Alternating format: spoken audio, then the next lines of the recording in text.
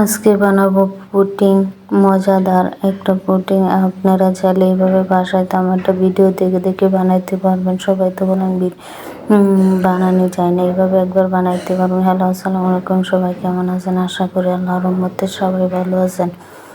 4 piece পরোটা দিয়ে 4 piece পরোটা দিয়ে একটা সুন্দর পুডিং বানাইতে পারবেন। আমি যেভাবে বানাইতেছি ঠিক এইভাবে একবার বাসায় বানায় দেখবেন আর কমেন্টে জানাবেন। প্রথমে একটা খালি বাসন নিয়ে নিলাম আর 4 পিস রুটি নিয়ে নিলাম। এটি কাঞ্চি দিয়ে কেটে ছোটো করে নেব।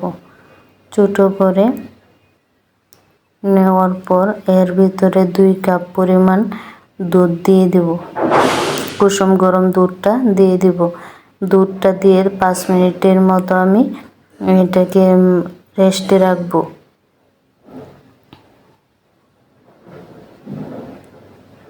5 মিনিট রেস্টে রাখার পর আর এইদিকে ব্লেন্ডারে দিয়ে দিলাম 2টা ডিম ভাঙে আর দিয়ে দিলাম হালকা একটু লবণ। এটা আপনারা চাইলে দিতেও পারেন, আবার নাও দিতে পারেন।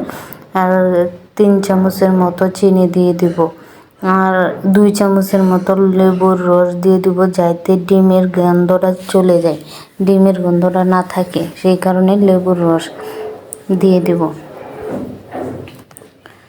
লেবুর রস দেওয়ার পর আমি এটাকে ব্লেন্ডার করে নেব।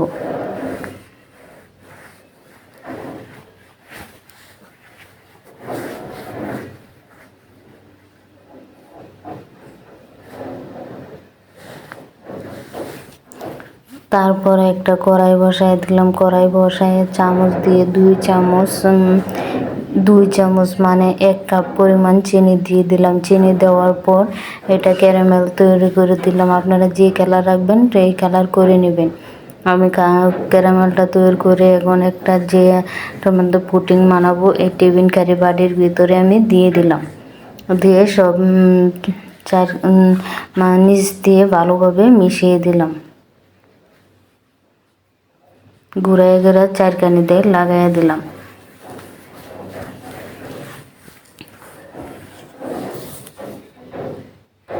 দেখছেন আমি কীভাবে লাগাইছি, ঠিক এইভাবে লাগাই দেবেন। তারপর ডিমটা ব্লেন্ডার করা হয়ে গেলে এখন সাদা সাদা করে এটা ধৈর্য নিয়ে আপনি ব্লেন্ডার করতে হবে। এইভাবে ব্লেন্ডারটা করে নেবেন। এখন করা হয়ে গেছে। এইদিকে রুটিগুলোও আমি এখন ব্লেন্ডারে দিয়ে দেব, ব্লেন্ডার করে নেব। দুধ সহকারে এটা ব্লেন্ডারে দিয়ে দেব। আমি যেভাবে দিতে ঠিক এইভাবে দিয়ে দেবেন। ব্লেন্ডার করা হয়ে গেছে আর মিশিয়ে দিলাম এই ডিমের মিশ্রণটার সাথে। আমি এখন মিশিয়ে দিলাম এটা ভালোভাবে একটা চামচের সাহায্যে বা এইভাবে মিশিয়ে দিবেন ভালোভাবে। এটা সময় নিয়ে ডিমের মিশ্রণটার সাথে পরোটিটা মিশিয়ে দিবেন। ভালোভাবে মিশানো হয়ে গেছে। এখন চাটনির সাহায্যে ছেঁকে নেব। আমি অন ক্যামেরাতে ছেঁকে নিয়েছিলাম।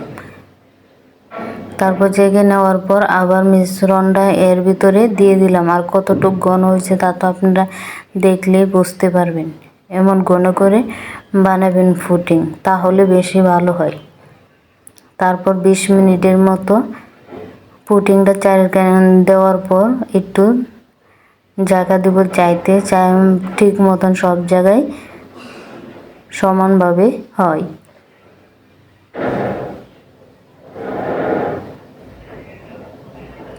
এখন ছেড়ে দিলাম যাতে সমানভাবে সব জায়গাতে ফিট হয়। এখন টিফিন কারি বাটির মুখটা লাগিয়ে দেবো। লাগিয়ে একটা পাতিল বসাই দিলাম। পাতিলের ভিতরে 2 কাপ পরিমাণ পানি দিয়েছিলাম, তার ভিতরে 2টা টিস্যু দিয়ে দিলাম। দিয়ে টিফিন কারি বাটিটা বসাই দিলাম। এখন আধা ঘন্টা কি 25 মিনিটের মতো, আমার 25 মিনিট লাগছিল এটা জাল করে নেব।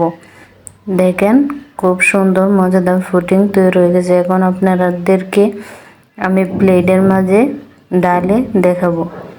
আবার কীভাবে 4 কানি দিয়ে কেঞ্চির ছুরির সাহায্যে কেটে নেব।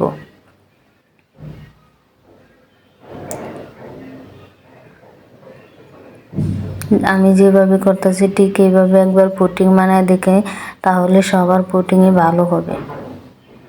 আমি যেভাবে করতে, যারা পুডিং নাও বানাইতে পারে প্রথমবার দিকেও বানাইতে পারবেন এইভাবে খুব সহজে। দেখেন কতটা সুন্দর হয়েছে পুডিংটা।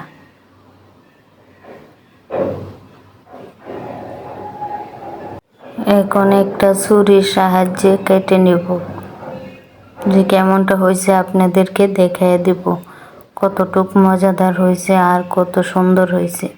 এভাবে খুব সহজে বাসায় তৈরি করে নিতে পারবেন। সবাই ভালো থাকবেন, সুস্থ থাকবেন। আল্লাহ হাফেজ।